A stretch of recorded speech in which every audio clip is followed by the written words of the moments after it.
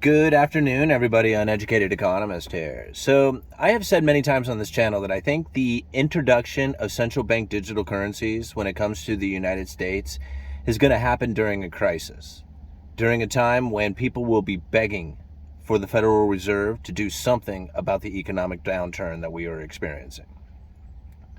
Now, I find it kind of interesting when I read this speech today. It was from Michelle Bowman, and I believe the speech was given yesterday. And I'll leave a link down in the description for you guys. And there's a part in the speech where she starts talking about cryptocurrencies and talks about the central bank digital currency and the introduction of FedNow, which is the Federal Reserve's system for doing digital transfers, but not like the digital transfers we experience today where it goes from like bank to bank to bank. It goes from one person directly to another.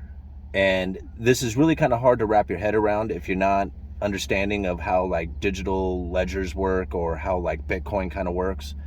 But it's going to be something similar to that, but only in control of the Federal Reserve. So when you read this speech, Michelle Bowman says that this will be introduced at some point in the middle of 2023. Now, I found that timing to be pretty interesting because you got to think of what happened just recently with the Federal Reserve and their monetary policy. They hit neutral. That means in 6 months to a year from now, the economy will be feeling the effects of neutral.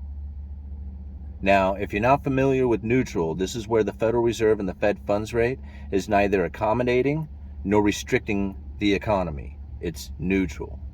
And it takes 6 months to a year before the monetary policies coming from the Federal Reserve actually impacts the economy. The markets behave right away. There's a lot of stuff that happens right away with the markets, and especially when it comes to the credible threats and the perception that the markets have. But when it comes to the actual economy, it takes 6 months to a year before the effects actually take place from the monetary policy and the adjustments that they make.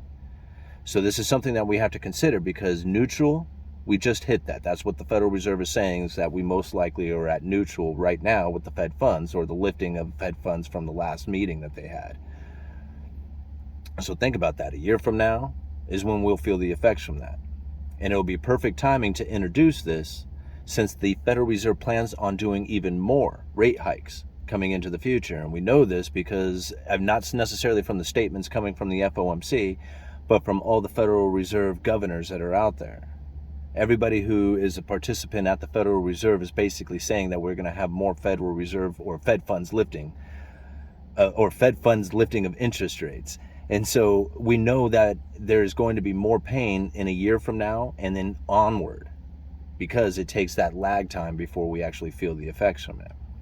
So I have a feeling that when we start feeling the impacts of that recession, because that's a lot of times, or if you read like a lot of times what the other economists are saying is going to be a recession, they say it's going to happen somewhere in the middle of 2023. And it all seems to be making sense and coinciding with, the introduction of these central bank digital currencies. So that's what I think about, is that when they have this crisis scenario, it'll be so much easier for the people to accept this central bank digital currencies.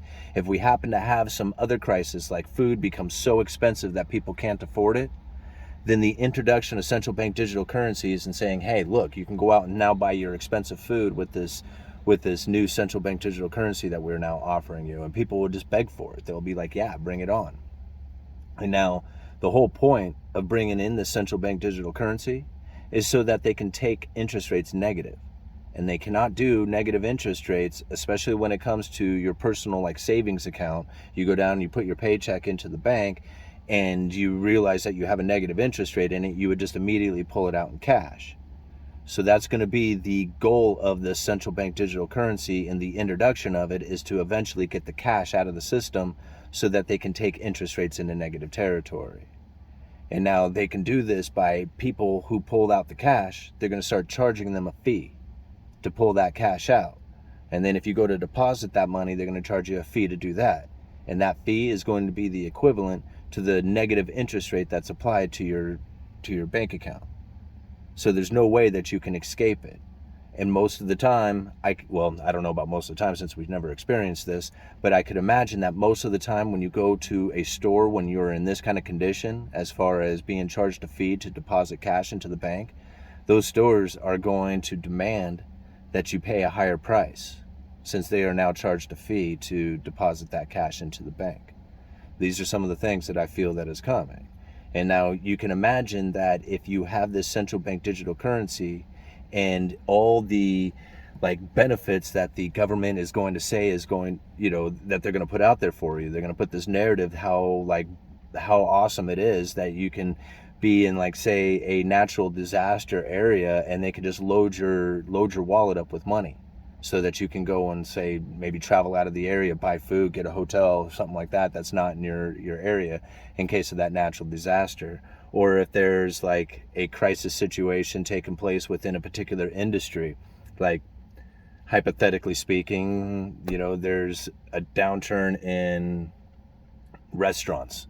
So they can put the central bank digital currency out there into these wallets and say that only you can only spend it at restaurants, or maybe you can only spend it at grocery stores, or maybe you have a limited amount of time that you can spend it.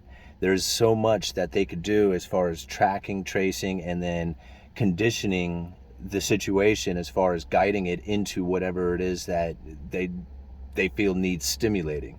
And you can do it right through these central bank digital currencies. Now, there is no real legal way for the Federal Reserve to just issue this currency and push it right out into the system. They really have to be able to buy something like a United States Treasury or mortgage-backed security, and they generally buy these things on the secondary market. So really, they're not buying this stuff from the Treasury. Like, the Federal Reserve doesn't print up money, goes to the Treasury and buys those bonds. They go to the secondary market. They go to the primary dealers who have purchased those treasuries, and they buy it from them. So all the stuff that the Federal Reserve owns is something that has already been purchased. Otherwise, that would be directly monetizing the debt if they went right to the Treasury and purchase these things.